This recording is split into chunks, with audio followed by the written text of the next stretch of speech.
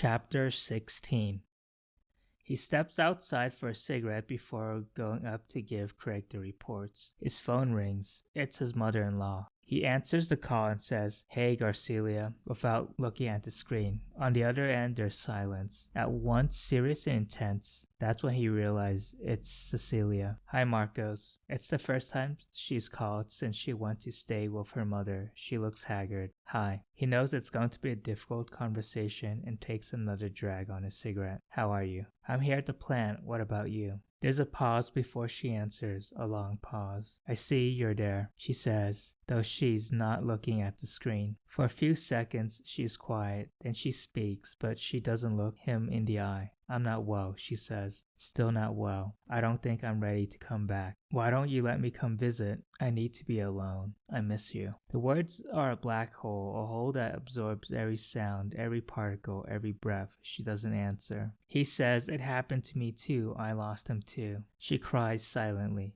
She covers the screen with one hand, and he hears her whisper, "I can't take any more." A pit opens up, and he's free falling. Everywhere there are sharp edges. She gives the phone to her mother. "Hi, Marcos. She's having a really tough time. Forgive her." "It's okay, Garcelia." "Take care, Marcos. She'll get there." They hang up. He stays where he is for a little longer. The employees walk by and look at him, but he doesn't care. He's in one of the rest areas, outdoors, where he can smoke. He watches the treetops move in the wind that alleviates the heat a little. He likes the rhythm of the sound of the leaves brushing against each other. There are only a few trees, 4 surrounded by nothing, but they're right next to each other. He knows Cecilia will never get better. He knows she's broken, that the pieces of her have no way of mending. The first thing he thinks of is the medicine they kept in the fridge, how they brought it home in a special container, taking care not to break the cold chain, hopefully deeply in debt. He thinks of the first time she asked him to give her an injection in the stomach. She'd given millions of them, trillions, countless injections, but she wanted him to inaugurate the ritual, the start of it all. His hand had trembled a little because he hadn't wanted to hurt, but she said, "Go on, dear. Just put the needle in. Go on, you got this. It's no big deal." She grabbed the fold in her stomach and he'd put the needle in, and it hurt. The medicine was cold and she felt it enter her body, but she'd hid it in with a smile because it was the beginning of the possibility of the future. Cecilia's words were like a river of light,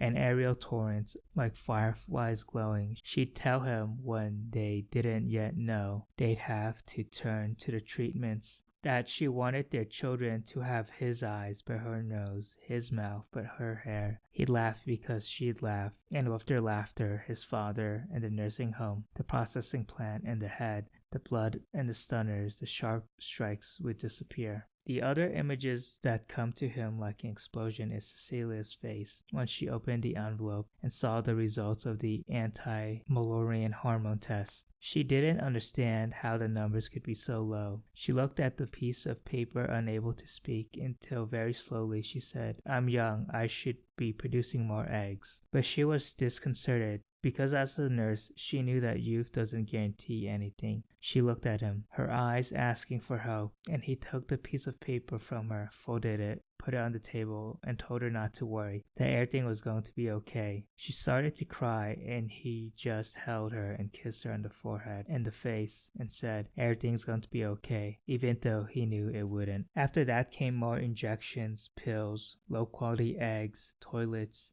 and screens with naked women on them, and the pressure to fill the plastic cup. Baptisms they didn't attend. The question, "So when's the first child coming along?" repeated ad nauseum. Operating rooms he wasn't allowed to enter, so that he could hold her hand and she wouldn't feel so alone. More debt. Other people's babies, the babies of those who could. Fluid retention, mood swings, conversations about the possibility of adopting, phone calls to the bank, children's birthday parties they wanted to escape, more hormones, chronic fatigue, and more unfertilized eggs. Tears, hurtful words, Mother's Days in silence, the hope for an embryo, the list of possible names, Leonardo if it was a boy, Aria if it was a girl, pregnancy tests thrown helplessly into the trash can, fights, the search for an egg donor, questions about genetic identity, letters from the bank, the waiting, the fears, the acceptance that maternity isn't a question of chromosomes, the mortgage, the pregnancy, the birth, the euphoria, the happiness, death.